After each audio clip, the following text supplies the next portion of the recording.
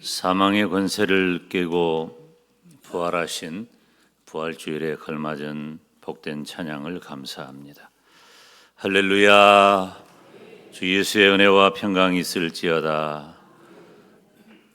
부활 인사를 다시 하겠습니다. 3번 합니다. 예수께서 부활하셨습니다. 예수께서 부활하셨습니다. 예수께서 부활하셨습니다. 아멘. 지금 온 세상을 덮고 있는 단어는, 그리고 온 세상을 덮고 있는 정서는 불안감, 절망감, 고통, 슬픔, 이런 단어들입니다. 우리 교회는 지난 주간 고난주간 특별 새벽기도회를 통해서 십자가가 희망의 시작이라는 말씀을 전했습니다. 그렇다면 왜 우리 주님의 십자가는 희망이 될까요? 그것은 우리 주님의 십자가가 죽음으로 끝나지 않았기 때문입니다. 그래서 희망의 상징이 된 것이죠. 우리 주님 예수 그리스도께서 사망의 모든 권세를 이기시고 3일 만에 다시 살아나셨기 때문입니다. 부활하신 우리 주님의 은혜가 또 부활에 산 소망이 우리 모두에게 가득하시기를 주님의 이름으로 축원합니다. 오늘 본문에 보면 만일 우리가 그리스도와 함께 죽었으면 또한 그와 함께 살 줄을 믿노니 그랬죠? 그리스도와 함께, 그와 함께. 여러분, 성도된 저와 여러분은 그리스도와 함께 사는 성도인 줄로 믿습니다. 오늘 말씀 그리스도와 함께 사는 성도 다 은혜 받으시기를 간절히 축원합니다. 그리스도와 함께 사는 성도는 첫째, 죄에 대하여 죽었습니다. 오늘 본문 1절로 3절 함께 읽죠. 그런즉 우리가 무슨 말을 하리요? 은혜를 더하게 하려고 죄에 거하겠느냐? 그럴 수 없느니라. 죄에 대하여 죽은 우리가 어찌 그 가운데 더 살리요? 무릇 그리스도 예수와 합하여 세례를 받은 우리는 그의 죽으심과 합하여 세례를 받은 줄을 알지 못하느냐? 아멘. 사랑하는 성도 여러분, 그리스도와 함께 사는 성도는 죄에 대하여 죽은 자들입니다. 죄에 대하여 죽었다는 것은 죄의 권세를 넘어섰음을 말하는 거예요. 죄의 권세. 다시 말하면은 더 이상 그 죄의 영역에서 살지 않게 되었다는 것입니다. 저와 여러분은 본래적인 죄인입니다. 이 세상의 모든 인간들은 다 죄인이에요. 우리가 스스로 죄를 지어서도 죄인이지만 근본적으로 아담의 범죄 아래에 있어서 우리는 다 죄인입니다. 그 죄의 값은 사망이고 죽음이고 멸망이고 지옥입니다. 그래서 모든 사람은 다 지옥을 가는 거예요. 지옥 갈 사람들이 할 수 있는 일은 죄 짓는 것밖에 없죠. 그래서 죄의 영역 아래 살아가게 되어 있습니다. 근본적인 죄인일 뿐만 아니라 하나님에 대하여, 사람에 대하여 모든 사람들은 죄를 향한 적극성을 갖습니다. 그런데 그 죄에 대하여 죽어버린다는 것은 더 이상 죄와 상관없는 자가 된다는 것인데, 죄에 대해 죽는 것은 예수님께 복종하고 예수님을 구세주로 받아들일 때에 비로소 가능해집니다.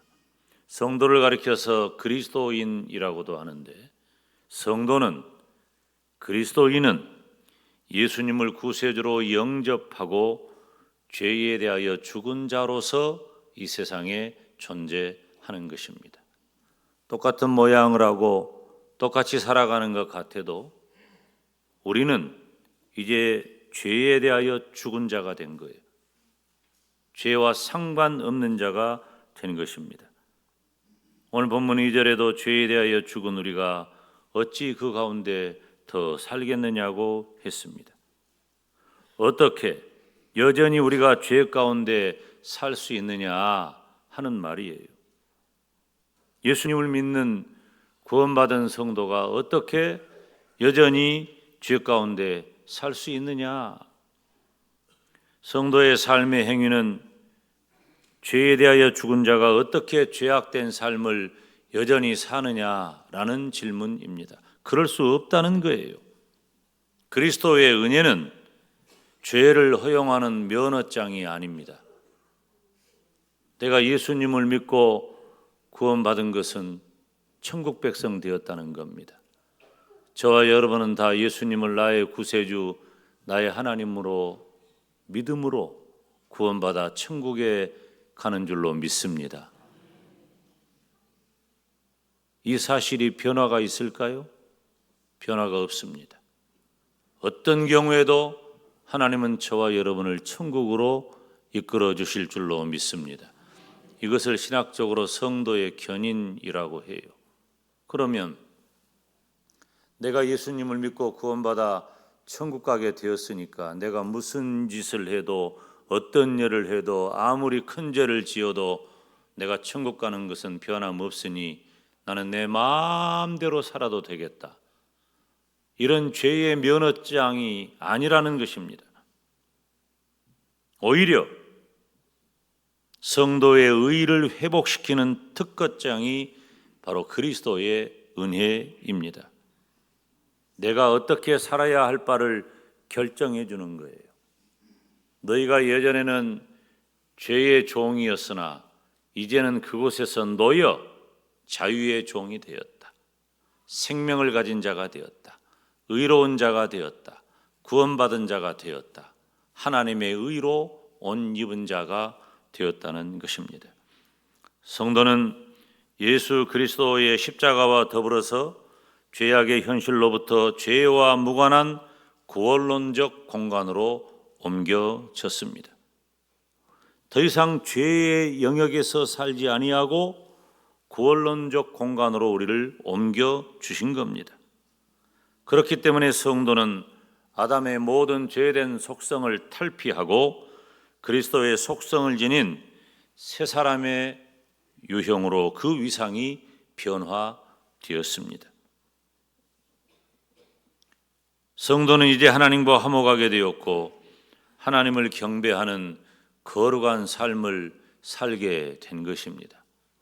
사람은 그 사람이 처한 환경에 따른 처우를 받는 거예요. 국가유공자가 되면 국가에 대해 공헌하고 수고한 대가를 따라 그분을 예우하는 겁니다. 국가유공자는 아무나 되는 것 아니에요. 직장에서도 어떤 직급에 해당하면 그 직급에 맞는 예우, 의전을 갖게 되는 거예요. 다 달라요. 그런데 그 직급에 해당하는 예우와 의전을 받아야 마땅한데 그렇게 익숙하지 않고 여전히 저 말단 직원 때 해왔던 일을 계속하면 그렇게 못하게 하는 거예요. 개인적인 삶이 아니라 이제는 공적인 의전을 받아야 할 위치가 되는 것입니다. 전혀 다른 거죠. 지금 대통령 선거 이제 시작했는데요. 6월 3일에 대통령 선거 마치고 나면은 이제 지금은 당선과 동시에 바로 취임을 하게 되겠지만 예전에는 대통령이 당선되면 일정 기간 인수 과정을 거쳐서 취임을 하게 되잖아요. 당선자가 됨과 동시에 모든 경호 체계와 예우가 대통령에 준하는 그런 형식으로 바뀌는 거예요. 바로 이것을 말하는 겁니다. 예수님을 믿는 성도는 죄의 영역에서 이제 구원의 영역으로 옮겨진 겁니다. 하나님과 화목하게 되었어요. 그래서 이제는 하나님을 경배하는 거룩한 삶을 살게 된 것입니다. 오늘 본문 6절, 7절 말씀을 함께 읽어볼까요? 우리가 알거니와 우리의 옛사람이 예수와 함께 십자가에 못 박힌 것은 죄의 몸이 죽어 다시는 우리가 죄에게 종노릇하지 아니하려 함이니 이는 죽은 자가 죄에서 벗어나 의롭다 하심을 얻었음이라. 아멘. 그러니까 성도의 삶의 방식이 그리스도 안에서 새로운 생명의 삶의 방식이 된 겁니다. 성결의 삶의 방식으로 살아가게 된 거예요. 아무렇게나 함부로 살면 안 돼요. 우리가 받은 구원은 값없이 받은 겁니다. 우리가 힘써서 애써서 노력해서 무언가를 어떻게 해서 내가 구원받은 것이 아니라 오로지 하나님의 무조건적인 은혜로 우리가 구원을 받은 거예요. 값없이 받았어요. 값없이 받은 구원이라 할지라도 그것은 싸구려가 아니에요. 쓰레기가 아니에요. 이 세상 그 무엇하고 비교할 수 없는 가장 고귀한 선물, 구원의 은혜를 우리가 받은 줄로 믿습니다. 그래서 그렇게 구원받은 하나님의 백성은 살아가는 삶의 방식도 이제는 달라야 한다는 거예요. 우리가 구원받은 하나님의 백성이므로 우리가 어떤 예우와 어떤 처신을 따라 살아야 할 것을 의미하는 것입니다. 우리에게 주어진 것은 생명의 삶이고 우리에게 의무화된 것은 성결의 삶입니다. 이제는 예수님을 만나기 이전에 죄악된 삶의 방식은 다 지나갔고 그리스도 안에서 저와 여러분은 새로운 삶을 살게 된 줄로 믿습니다. 사랑하는 성도 여러분, 우리의 옛사람이 예수와 함께 십자가에 못 박힌 것은 죄의 몸이 죽어 다시는 우리가 죄에게 종노릇하지 아니하려 함이니. 물론 우리는 현재의 삶 속에서 완벽하지 못해요. 우리 중에 완벽한 사람이 어디 있습니까? 말씀을 전하는 부족한 종을 포함해서 이 자리에 있는 우리 모두는 다 완벽하지 않아요. 어떤 의미에서는 말씀을 전하는 이 종이 가장 무겁고 무서운 죄악 덩어리 아닙니까? 그래서 우리는 현재의 삶 속에서도 얼마든지 죄를 범할 수 있는 가능성을 지닌 것은 사실이에요. 그렇다 할지라도 성도된 저와 여러분은 신분상으로는 이미 죄의 몸은 죽은 상태라고 하는 것입니다. 사랑하는 여러분, 저와 여러분은 그리스도와 함께 사는 성도로서 죄에 대하여는 죽은 자로 성결한 삶으로 살아가시기를 주님의 이름으로 축원합니다. 그리스도와 함께 사는 성도는 첫째, 죄에 대하여 죽은 자다. 둘째, 새 생명 가운데 행하게 되었다는 것입니다. 오늘 본문 4절 함께 읽어볼까요? 그러므로 우리가 그의 죽으심과 합하여 세례를 받음으로 그와 함께 장사되었나니 이는 아버지의 영광으로 말미암아 그리스도를 죽은 자 가운데서 살리심과 같이 우리로 또한 새 생명 가운데서 행하게 하려 함이라. 아멘. 우리로 또한 새 생명 가운데서 행하게 하려 함이라. 사랑하는 성도 여러분, 그리스도와 함께 사는 성도는 새 생명 가운데 행하게 되었습니다. 초대교회 성도들의 신앙 고백은 무엇이었을까요? 예수 그리스도의 죽으심, 장사 지냄, 그리고 사흘 만에 부활하심에 대한 신앙이 기초였습니다. 여러분, 예수님께서 사람의 몸을 입고 이 땅에 오신 것도, 그리고 고난당하여 십자가에 못 박혀 죽으신 것도 많은 사람들이 공감하고 동의를 얻는 이야기입니다. 그런데 부활하셨다는 것은 이건 들어본 적이 없는 얘기예요. 어떻게 사람이 죽었다가 다시 살아날 수가 있습니까? 그런 얘기는 들어본 적도 없고 그런 일은 경험해 본 적도 없고 상상할 수도 없고 이해할 수도 없는 것이 죽었다가 다시 살아나는 일입니다. 그런데 사도들이, 그리고 사도들에게 가르침을 받은 제자들이 예수님과 함께 지내다가 예수님의 십자가를 경험하고 다시 살아나사 40일간 이 땅에 머무시면서 우리 주님을 경험했던 무리들이 예수님의 부활하심을 증거하기 시작합니다.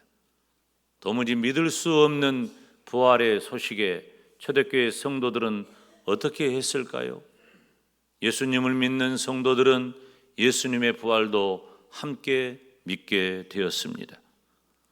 있을 수 없는 일입니다. 믿어지지 않는 일입니다. 그런데 지금부터 2000년 전은 지금 이 시대와는 사뭇 다릅니다. 지금 우리가 예수님이 나를 위해 죽고 부활하셔서 구세주가 되셨다. 여러분이 얼마나 그런 얘기를 많이 들어요. 그리고 그 사실을 믿는 것은 전혀 문제가 되지 않아요. 그런데 2000년 전에는 예수님을 그렇게 나의 구세주, 나의 하나님으로 믿는 일은 죽음이었어요. 로마 황제를 대신할 그 어떤 신적 존재도 용납하지 않았습니다. 그래서 다른 신을 섬기고 따르는 자들은 모두가 다 죽임을 당했습니다. 그런데 초대교회 성도들은 예수님이 죽고 장사 지냈다가 다시 살아나셨다는 그 사실을 믿는 거예요. 말도 안 되는 사실을 믿음으로 생명을 던진 겁니다. 부활신앙은 어떤 것입니까? 바로 그런 것입니다. 부활에 대한 확신은 내 생명을 던져서라도 내가 예수님을 믿게 만드는 매우 중요한 요인이었습니다. 그래서 바울 서신을 보면은 예수 그리스도의 부활에 대해서 얼마나 많이 강조하는지 모릅니다. 우리가 예수 그리스도의 이름으로 세례를 받는다는 것은 무엇입니까? 다음 주일은 우리 교회가 세례와 성찬을 행하는 성례주일인데요. 예수 그리스도의 이름으로 세례를 받는다는 것은 성도의 삶을 통해서 세례를 받는 성도 스스로가 예수님의 죽으심, 장사하심, 그리고 부활을 재현하는 것입니다. 성도가 된다는 것은 그리스도와 연합으로 존재하기 때문입니다. 성도는 예수 그리스도와 함께 죽고 함께 부활함을 믿으시기를 축원합니다. 부활은 사람의 일이 아닙니다.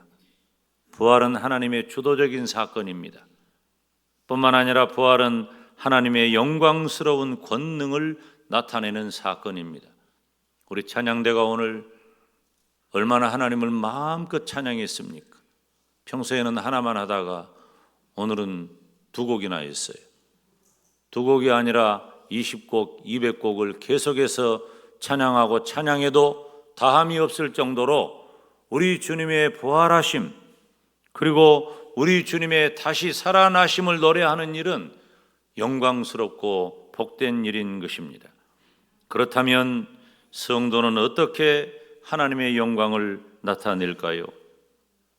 우리가 계속해서 할렐루야, 할렐루야, 할렐루야, 아멘 이렇게 찬양하는 것만이 하나님의 영광, 예수 그리스도의 부활을 드러내는 것일까요? 아닙니다. 오히려 성도된 저와 여러분은 예배당 안에서 마음껏 하나님을 찬양하고 경배하고 예배하는 일을 해야 하지만 예배당 문을 열고 나섬과 동시에 시작되는 저와 여러분의 개인적인 삶 속에서 하나님의 영광을 더 높여 찬양해야 합니다. 그렇게 할 수 있는 것은 우리가 그리스도 안에서 새 생명 가운데 행하는 것입니다. 새 생명은 어두움을 벗어나 빛의 자녀로서 생명을 누리는 것입니다. 성도는 어두움을 벗어난 빛의 자녀입니다. 그래서 과거에는 어두움 속에 우리가 있었어요. 모두가 다 어두움 속에, 죄악 속에 신음하며 고통하며 살아왔어요. 그런데 예수 그리스도를 나의 구세주, 나의 하나님으로 마음에 모시고 나니 달라진 겁니다. 죄의 영역에서 살다가 이제는 성결하고 거룩한 삶의 영역으로 옮겨졌습니다. 그러니 사는 것도 다르게 살아야 합니다. 예수님을 믿는 성도는 어둠을 벗어난 빛의 자녀가 되었기 때문에 예수님께서 우리에게 가르쳐 주신 새로운 윤리적 삶을 살아야 하는 것입니다. 바울의 또 다른 저서인 에베소서 4장에 이런 말씀을 기록합니다. 함께 읽습니다. 너희는 유혹의 욕심을 따라 썩어져가는 구습을 따르는 옛사람을 벗어버리고 오직 너희의 심령이 새롭게 되어 하나님을 따라 의와 진리의 거룩함으로 지으심을 받은 새 사람을 입으라. 새 사람을 입으라. 새 사람을 입으라. 오늘 본문 8절로 11절도 이렇게 기록합니다. 같이 읽습니다. 만일 우리가 그리스도와 함께 죽었으면 또한 그와 함께 살 줄을 믿노니 이는 그리스도께서 죽은 자 가운데서 살아나셨음에 다시 죽지 아니하시고 사망이 다시 그를 주장하지 못할 줄을 알미로라. 그가 죽으심은 죄에 대하여 단번에 죽으시며 그가 살아계심은 하나님께 대하여 살아계심이니 이와 같이 너희도 너희 자신을 죄에 대하여는 죽은 자요 그리스도 예수 안에서 하나님께 대하여는 살아있는 자로 여길지어다. 아멘. 이와 같이 너희도 너희 자신을 죄에 대하여는 죽은 자요 죄에 대하여는 죽은 자요 그리스도 예수 안에서 하나님께 대하여는 살아있는 자로 여길지어다. 아멘. 사랑하는 성도 여러분, 예수님께서는 하나님으로서 사람의 몸을 입고 이 땅에 오셨습니다. 무엇 하셨습니까? 나의 모든 죄의 짐을 지고 십자가에 못 박혀 죽으셨습니다. 십자가에 못 박혀 죽으심으로 친히 사망의 모든 권세를 물리치시는 죄의 값을 지불하셨습니다. 그리고 3일 만에 다시 살아나셨습니다. 예수님은 부활하셨습니다. 그 예수님을 구세주로 믿는 성도된 저와 여러분은 그 예수님과 함께 죽고 함께 사는 성도입니다. 함께 죽는다는 것은 죄에 대하여 죽는다는 것이고 함께 산다는 것은 새 생명 되신 예수 그리스도와 함께 새로운 윤리적 가치를 실현하는 것입니다. 오늘 2025년 부활주의를 맞이하면서 우리는 부활의 산 소망을 가지고 예수 그리스도와 함께 사는 성도로서 다시는 죄의 종노릇하지 아니하고 새 생명 가운데 복되게 살아가시기를 주님의 이름으로 축원합니다. 기도하겠습니다.